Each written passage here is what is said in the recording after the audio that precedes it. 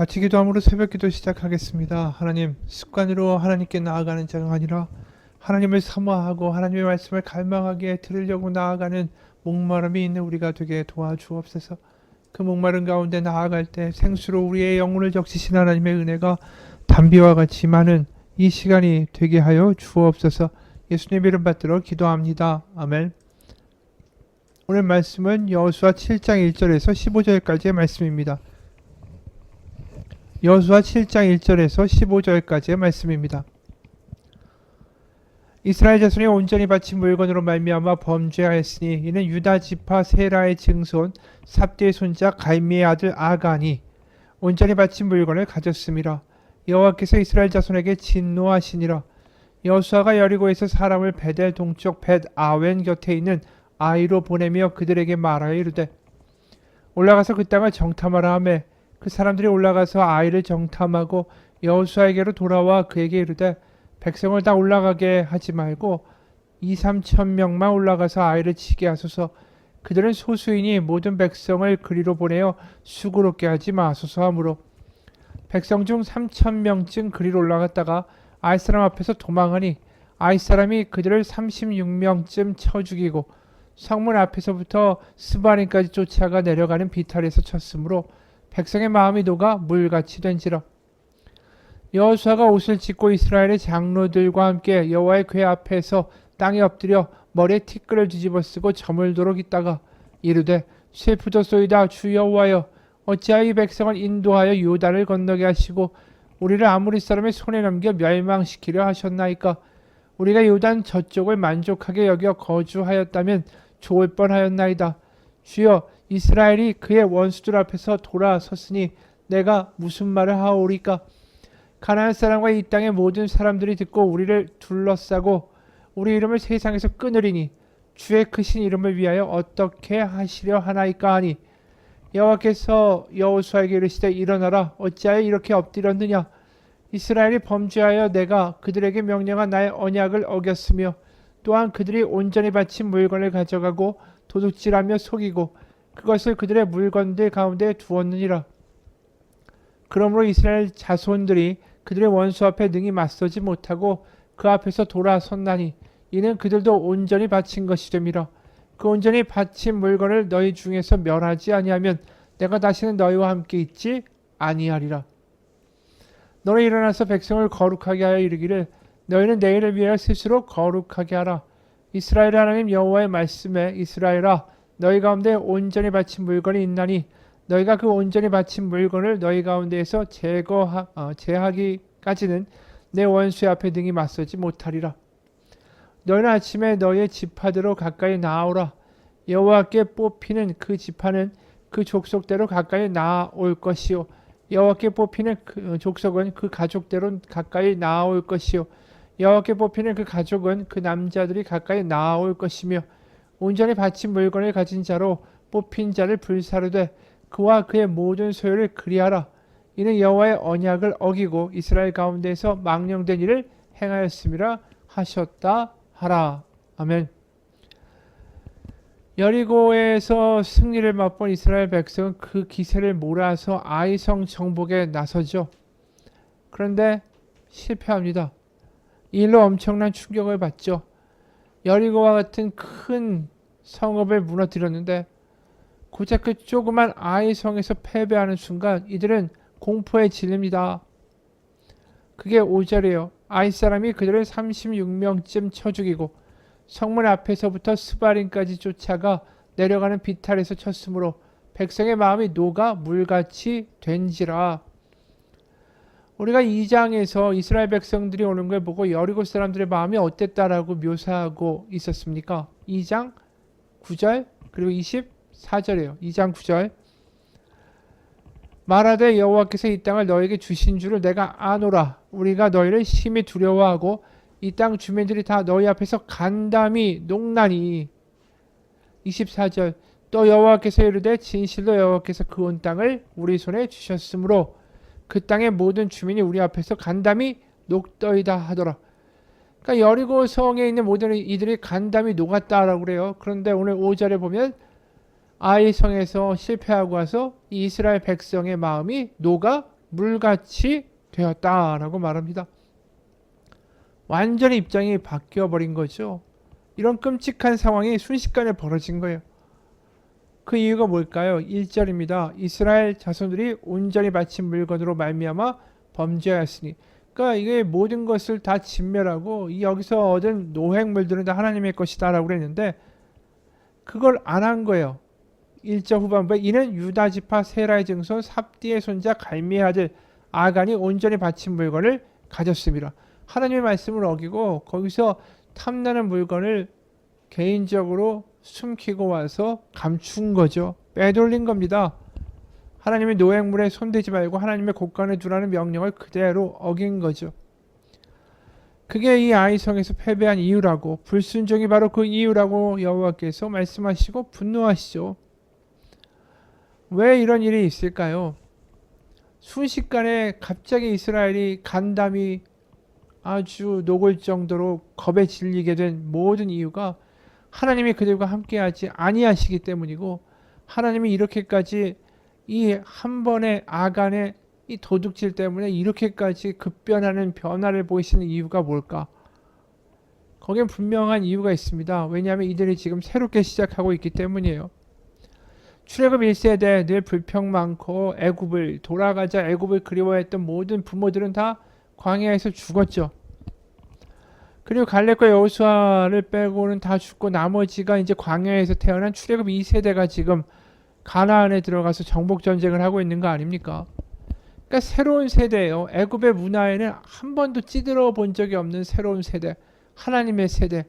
그들이 이제 하나님의 꿈을 가지고 하나님의 나라를 그 땅 가운데 세우겠다. 하나님의 에덴 동산에서 꿈꾸셨던 그 나라를 바로 우리가 다시 재현하겠다. 그래서 이곳에서 정복 전쟁을 하고 있는 거 아닙니까? 그래서 요단강을 건너갈 때도 언약궤 하나를 보면서 믿음으로 건너갔고, 또 유월절을 하고 할례까지 하고 여리고성도 하나님의 말씀대로 침묵 가운데 매일매일 그 성벽 주위를 돌았습니다. 그래 놀라운 하나님의 역사를 맛봤죠. 그 정말 새로운 민족으로 태어난 것 같은 그 순간에 지금 하나님이 원하시는 일에 대놓고 불순종한 일이 터진 거예요. 에덴 동산에서 어떠한 일이 벌어졌습니까? 에덴 동산에서 선악과는 먹지 말라고 하셨는데 창세기 3장 6절에 보면 이런 말씀이 나와요. 창세기 3장 6절 우리가 아는 말씀이죠. 여자가 그 나무를 본즉 먹음직도 하고 보암직도 하고 지혜롭게 할 만큼 탐스럽기도 한 나무인지라. 여자가 그 열매를 따먹고 자기와 함께 있는 남편에게도 주매 그도 먹은지라. 지금 이 선악과를 따먹는 죄를 저지를 때 어떤 일이 있었습니까? 선악과를 보니까 먹음직하고 보암직하고 탐스러웠다라고 표현해요. 근데 지금 이 하나님의 물건을 그 노획물을 뒤로 빼돌린 아간이라는 사람이 뭐라고 얘기하냐면, 오늘 본문은 아니고 내일 본문입니다. 21절 보면 21절에 아간이 이렇게 얘기해요. 내가 노력한 물건 중에서 시날산의 아름다운 외투한 벌과 은 200세겔과 그 무게가 50세겔 되는 금덩이 하나를 보고 탐내어 가졌나이다. 보고서 탐스러웠다라는 거예요. 아름다웠다라는 거예요. 다시 말해서 이 하와와 아담이 저질렀던 그 죄악이 지금 새롭게 시작하는 이 새로 만드는 이 땅의 에덴 동산과 같은 가나안에 벌어지고 있는 거죠. 이게 하나님의 마음을 얼마나 아프시게 하는지 몰라요. 하나님은 다시 그 에덴 동산을 재건하시고자 하는 하나님의 기대와 꿈이 있는 거 아닙니까? 근데 이스라엘이 그 꿈을 완전히 지금 아간을 통해서 박살내고 있는 거죠.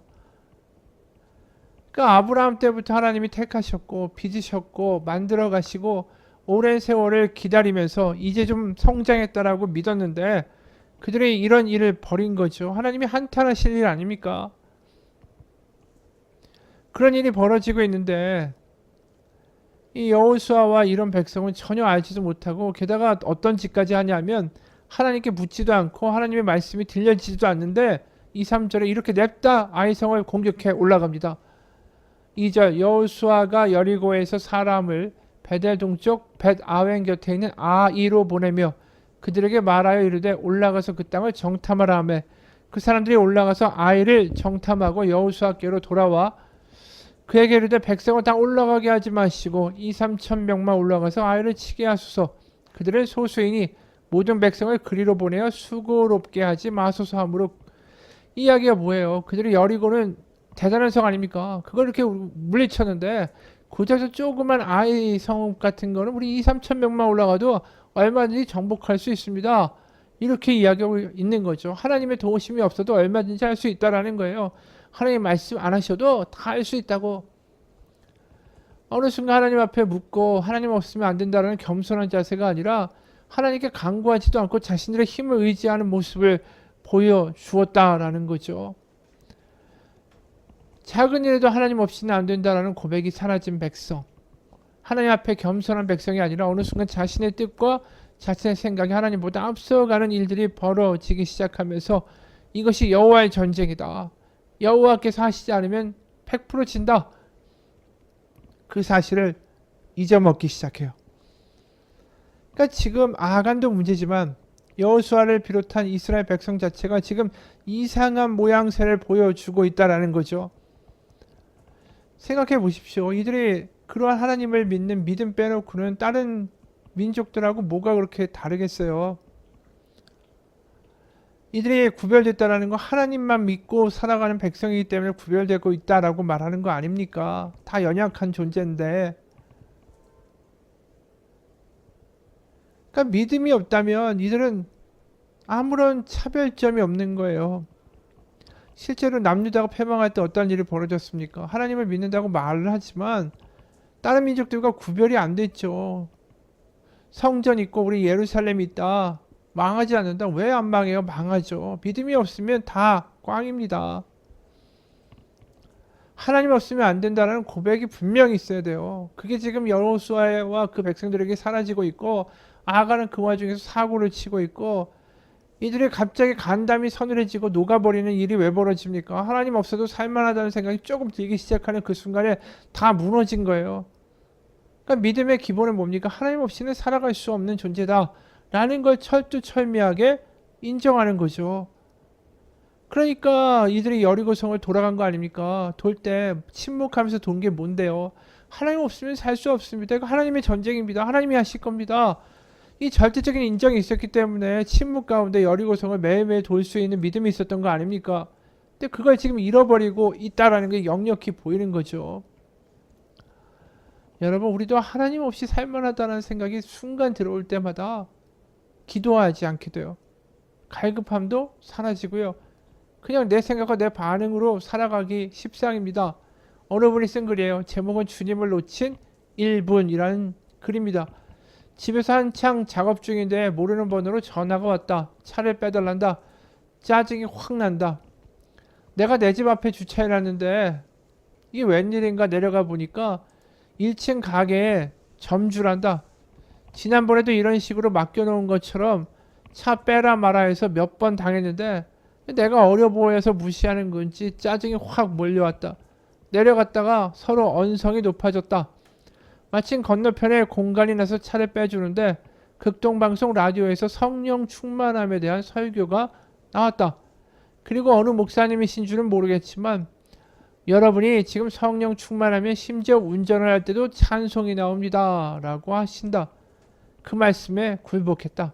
내가 1분 사이에 그 1분 사이에 성령님 바로 하나님을 놓쳤다라는 사실을 깨달았다. 1분이란 짧은 순간에도 성령 충만, 하나님 충만에서 자아 충만으로 바뀔 수 있다는 걸 주체하는 그 몇 초 사이에 깨달았다. 그래서 곧바로 가게 문을 열고 들어가 사장님께 사과를 했다. 기분 좋게 말 안 하고 민감하게 반응해서 미안하다고. 그렇게 사과하니까 사장님도 도리어 나에게 사과를 하신다. 다시 집으로 걸어 올라오는 계단에서 주님을 불렀다. 주님, 아버지, 저 단 한순간도 주님 없이는 안 됩니다. 저 주님 없이는 안 돼요. 잠깐만이라도 주님을 놓치면 나는 결국 이렇게 엉망인 사람인걸요. 이분은 아는 거죠. 이 고백이 지금 이스라엘 백성에게 회복돼야 되는 겁니다. 오늘 1절에 보면 아간이란 이름, 우리가 지금 본 그 탐욕의 상징인 이 아간이란 이름, 평범한 이름이 아니에요, 사실은. 그리고 2절에 여호수아가 여리고에서 사람을 베델 동쪽 벳 아웬 곁에 있는 I로 보낸다라고 이야기할 때 여기 나와 있는 이 지명들 I, 벳, 아웬 이것도 다 의미심장한 이름들입니다. 다 나쁜 뜻이에요. 아간이라는 단어는 원어로 아코르라고 그래요. 아코르. 근데 이 한글로 우리가 번역된 성경을 보면 아골골짜기라는 이야기가 있지 않습니까? 이게 아골이라는 뜻이 아코르. 장애, 고통 그런 뜻이 아골이에요. 그러니까 아간에 숨겨져 있는 게 이 장애와 고통이라는 뜻이 이 가운데 숨겨져 있다라는 거죠. 아이성이라고 할 때 아이라는 뜻도 폐허라는 뜻이에요. 그리고 아이성이 어디 곁에 있었냐 하면 벳 아웬 곁에 있었다라고 굳이 이야기해요. 벳의 동쪽 벳 아웬 곁에 있는 아이다. 벳 아웬이란 뜻은 죄악의 집이다 라는 뜻이에요. 죄악의 집. 그러니까 아이는 폐허란 뜻이고 벳 아웬은 죄악의 집이란 뜻이고 거기서 아간의 이야기는 결국 아간 고통의 이야기가 한꺼번에 벌어지는 거죠. 그러니까 이 이름에서 뭘 보게 되냐면 하나님을 잊고 살아가는 순간에 하나님 없어도 살만하다고 하는 순간에 인생은 폐허가 되고 죄악으로 빠지고 고통으로 점철된다라는 것을 알게 되는 거죠. 여러분 우리가 기도가 줄어든다라는 이야기는 하나님 없어도 내가 살만하다라는 뜻입니다. 그렇기 때문에 내가 기도는 안 하는데 일이 잘 돼요. 돈이 좀 생겨요. 기도할 필요가 없어요. 그냥 돈 가지고 해결하면 되고 내 생각대로 그때그때 하면 돼요. 그때 가장 위험한 때입니다. 언제 고꾸라질지 몰라요. 오늘 아이성에서 실패하고 그들의 간담이 녹아버리는 것처럼 우리에게 진정한 시험은 내가 일이 안 되고 유혹이 있고 병에 걸릴 때가 아닙니다. 오히려 그때는 믿음의 때가 될 수 있어요. 왜요? 내가 힘들고 어렵고 두렵고 병에 걸렸으니까 하나님밖에 의지할 데가 없으니까. 하지만 일이 잘 되고 모든 게 내 뜻대로 잘 될 때 그때가 시험의 때입니다. 그리고 그때 진짜 믿음이 드러나는 거죠. 이 사람들도 마찬가지 아니에요. 여리고에서 승승장구하고 우와 잘 된다 할 때가 가장 큰 위험의 때였다라는 거죠. 그렇기 때문에 일이 잘 되고 내가 정신없이 바쁘다. 그때 기도해야 됩니다. 그래서 구약에서 항상 가장 많이 나오는 명령어가 뭔지 아십니까? 기억하라는 거예요. 기억하라. 너희가 어떤 존재인지를 기억하고 너희가 하나님 없이는 어떤 존재가 됨을 기억하고 너희 하나님은 어떤 하나님이신지를 늘 기억하라. 기억하는 자만이 살아남는다. 맞습니다. 우리는 하나님 없이는 안 되는 존재들입니다. 같이 기도하겠습니다. 하나님, 우리가 잊지 않고 살아가기를 원합니다. 하나님 없이는 저는 엉망입니다. 하나님 없이는 저는 안 됩니다. 이 고백이 우리의 심령 깊숙한 곳에서부터 오늘 고백되기를 원합니다. 그리고 그 고백 가운데 우리의 삶을 인도하시며 순간순간 간섭하신 하나님의 은혜가 하나님의 살아계심이 경험되는 은혜의 하루가 되게 하여 주옵소서. 예수 그리스도의 이름 받들어 기도합니다. 아멘.